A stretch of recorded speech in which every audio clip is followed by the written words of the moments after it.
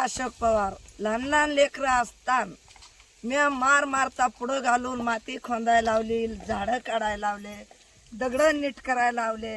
आत्ता सध्याला रानात खडा नाही, दगड नाही. ते जिमनीवर अधिकार आता गावगाड्यावाल्यांचं ऐकून ही शासना माघारी परत वळायला बघतात. आता एवढं करता असताना आम्ही जायचं कुठं आणि राहायचं कुठं?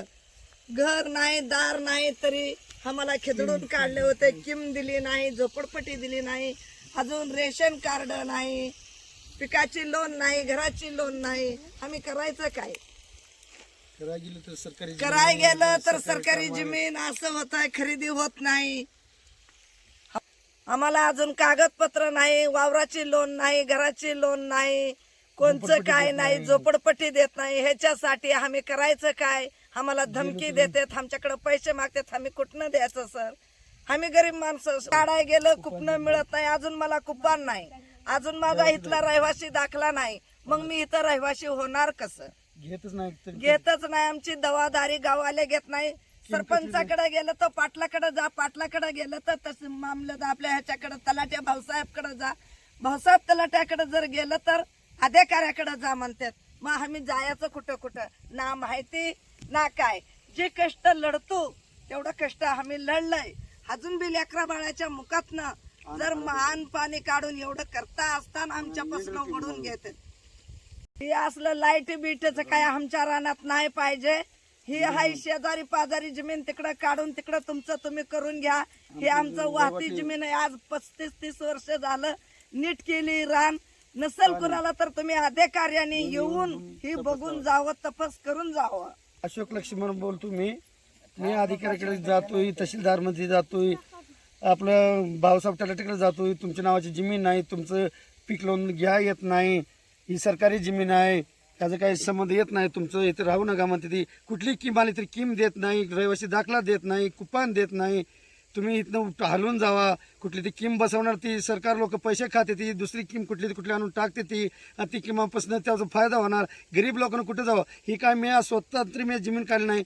जेव्हा आपला हे होता आर पाटील होता तेव्हा जमीन 4 एकर 4 लाखाने घेऊन देत होते. आता तिकडे हलकी जमीन होती त्याला घेऊन दिली.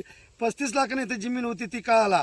तर ती काळाची जमीन मला काय देत नव्हतं. तुम्ही साहेबाला म्हणलं, तहसीलदारला, साहेब मला काय जमीन भेटत नाही, मला कुठं गायरण असेल तिथं गायरण मी काढू शकतो. तर मी अतिक्रम करून कुठलं रेंजन खातं काढलं होतं. ते साहेबांना रेंजन खातं सोडायला लावलं.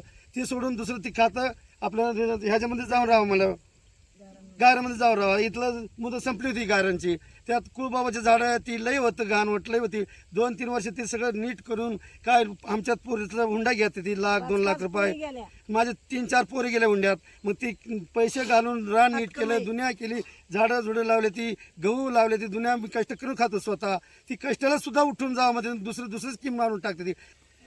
ही लाईटाचं सुरू तिथं नाव बी मला आहे ना, ही लाईटाचं काय बसवणार ती मला मान्य नाही. मी मान्य करणार आहे. हाय मोकळी रान तिकडे बसवा, मी काढून स्वतः 25 लाईटाची प्लेटाची लाईट इथं माझ्या रानात नाही बसायला पाहिजे. कुठं असं रान तिकडे बसवा. आताच्या लोकांना जमीन 20-30 एकर असं मराठी लोकांना असून बी त्यावर जमीन 2-2, 3-3 एकर काढल्या. मग ते आता वर्ष झाले त्यावर काढल्या, ती लोन करून घेतली. त्यावरची तर लोन होती. माझ्या गरीबाची काय लोन होत नाही? 25 वर्ष झाले माझी काय लोन घेत नाही. त्यावर गायरणच आहे, त्यावरचं बी गायरण आहे, गावठण आहे. 2-2, 4-4 एकर त्यावर जमीन काढली, ती शेड मारले, दुनिया केले त्यावनं. त्यावरची तर लोन होती पैसे जीवावर. माझ्याकडे काय पैसा पोराला चारावं की जमिनीत घालावं का खतमाती बघावं? मग माझ्याकडे पैसे कुठला येणार? तर मग काय पहिल्यासारखं राहिलो नाही, काय नाही. माझे पोरं राबते, ती शाळा शिकवली होती गावाल्यानं, 12-12 शाळा शिकवली, नीट होईल म्हणून काहीतरी गुन्हा लावला. आणि ती गुन्हा लावून पोराची शाळा बंद करायला लावली.